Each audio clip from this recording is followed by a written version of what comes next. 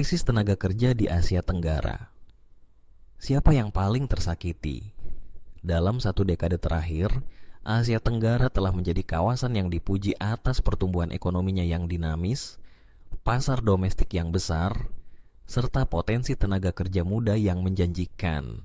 Namun, di balik kilau pertumbuhan ekonomi tersebut, kawasan ini sedang menghadapi sebuah tantangan serius dan sistemik, krisis tenaga kerja. Fenomena ini bukan hanya tentang jumlah, tetapi juga soal kualitas, distribusi, dan ketidaksesuaian keterampilan di pasar kerja. Lantas, siapa sebenarnya yang paling tersakiti oleh krisis ini? Dan bagaimana akar masalahnya bisa dipahami secara menyeluruh? Gambaran umum krisis tenaga kerja. Secara statistik, negara-negara Asia Tenggara memiliki populasi usia produktif yang besar. Indonesia, Filipina, dan Vietnam adalah contoh negara dengan bonus demografi yang sangat menonjol. Namun ironisnya, kelebihan jumlah tenaga kerja justru tidak selalu menghasilkan kemakmuran. Banyak generasi muda menganggur atau bekerja di sektor informal dengan upah rendah dan perlindungan sosial minim. Di sisi lain, pelaku industri kerap mengeluhkan kekurangan tenaga kerja terampil dan produktif. Krisis tenaga kerja ini sejatinya memiliki dua sisi mata uang. Di satu sisi, terdapat pengangguran struktural, di mana jumlah pencari kerja melebihi lowongan pekerjaan yang tersedia atau tidak sesuai dengan kebutuhan industri. Di sisi lain, terjadi juga kelangkaan tenaga kerja di sektor tertentu akibat migrasi massal, penuaan penduduk, terutama di Singapura dan Thailand, serta kurangnya insentif bagi pekerja untuk masuk ke sektor-sektor yang dianggap berat, seperti pertanian, manufaktur dasar, dan perawatan lansia. Faktor penyebab krisis tenaga kerja. 1. Kesenjangan keterampilan dan pendidikan. Salah satu penyebab utama krisis tenaga kerja di Asia Tenggara adalah ketidaksesuaian antara pendidikan dan kebutuhan pasar kerja. Meskipun banyak universitas dan lembaga pendidikan vokasi bermunculan, kualitas dan relevansi kurikulum seringkali tertinggal dari kebutuhan industri. Misalnya, sektor teknologi informasi dan manufaktur canggih di Vietnam dan Indonesia tumbuh pesat, namun suplai lulusan yang kompeten tidak secepat permintaannya. Banyak lulusan perguruan tinggi justru menganggur karena tidak memiliki keterampilan teknis, komunikasi, atau digital yang dibutuhkan di era ekonomi digital. Ini menciptakan ironi, pencari kerja banyak, lapangan kerja tersedia, tapi tidak ada jodoh antara keduanya. 2. Ketergantungan pada tenaga kerja migran. Negara-negara seperti Malaysia, Singapura, dan Thailand sangat bergantung pada tenaga kerja asing, terutama dari Indonesia, Myanmar, Kamboja, dan Filipina. Pekerjaan kasar seperti buruh konstruksi, pembantu rumah tangga, dan pekerja pabrik diisi oleh migran karena warga lokal menolaknya. Namun, saat pandemi COVID-19 melanda dan pembatasan pergerakan manusia diterapkan, negara-negara ini mengalami kekosongan tenaga kerja secara mendadak. Setelah pandemi, kondisi belum sepenuhnya pulih. Banyak negara asal pekerja migran kini mengalami pertumbuhan domestik yang lebih baik, sehingga calon migran enggan merantau lagi. Akibatnya, terjadi kekurangan tenaga kerja akut di sektor-sektor padat karya, memicu inflasi biaya tenaga kerja. 3. Automatisasi dan disrupsi teknologi. Perkembangan teknologi industri 4.0 mempercepat otomatisasi di berbagai lini produksi. Hal ini mengancam pekerjaan-pekerjaan rutin dan bersifat manual. Namun, di sisi lain, muncul permintaan baru untuk posisi yang berkaitan dengan pemrograman, robotika, dan analisis data. Sayangnya, mayoritas tenaga kerja di Asia Tenggara belum siap dengan transformasi ini. Ketidaksiapan ini memicu pengangguran teknologi, terutama di kalangan pekerja berusia menengah ke atas yang sulit beradaptasi dengan digitalisasi. 4. Penuaan penduduk di negara tertentu. Singapura dan Thailand kini menghadapi populasi yang menua dengan cepat. Tenaga kerja muda berkurang, sementara populasi lansia meningkat tajam. Ini menambah tekanan pada sistem tenaga kerja karena jumlah pencari kerja semakin sedikit, sedangkan kebutuhan akan layanan perawatan meningkat. Negara-negara ini mulai berebut tenaga kerja dari negara tetangga yang penduduknya masih muda, seperti Laos dan Kamboja. Namun hal ini bukan solusi jangka panjang yang berkelanjutan.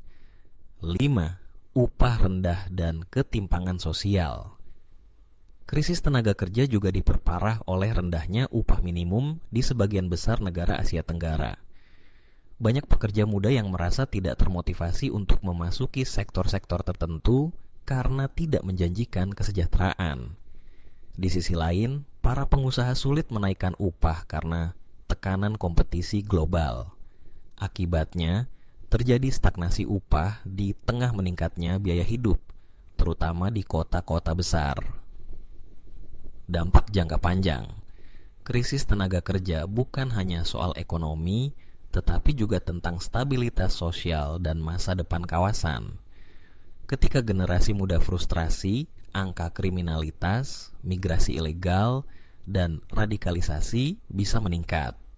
Ketimpangan regional juga akan melebar. Negara-negara dengan tenaga kerja terampil akan terus maju, sementara negara yang gagal memperbaiki sistem pendidikannya akan tertinggal.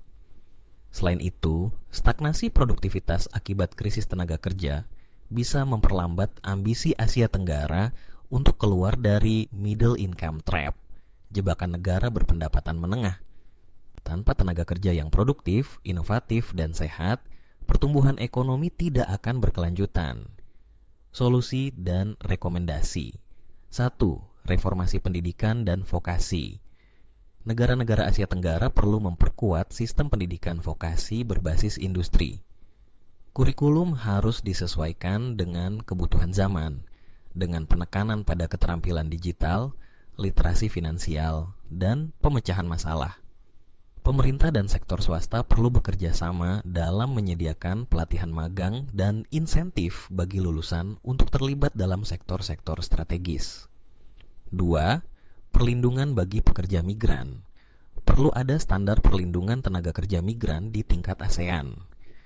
Negara-negara pengirim dan penerima harus membuat perjanjian bilateral yang menjamin hak-hak dasar migran, seperti upah layak, asuransi kesehatan, dan hak untuk berserikat. Teknologi digital dapat digunakan untuk memantau kondisi kerja dan melaporkan pelanggaran. 3. Peningkatan upah dan insentif produktivitas. Upah minimum harus direvisi secara realistis berdasarkan kebutuhan hidup layak. Selain itu, skema bonus produktivitas dan pelatihan harus diberikan untuk mendorong tenaga kerja muda agar bertahan di sektor-sektor yang krusial namun kurang diminati. 4. Pemanfaatan teknologi untuk pelatihan ulang, reskilling. Pemerintah perlu menggencarkan program reskilling dan upskilling berbasis teknologi. Platform pembelajaran daring dapat menjangkau pekerja di daerah terpencil dan memungkinkan mereka untuk mengikuti pelatihan tanpa harus meninggalkan pekerjaannya. 5. Integrasi regional pasar tenaga kerja. ASEAN perlu membangun kerangka kerjasama lintas negara yang mempermudah mobilitas tenaga kerja legal dan profesional.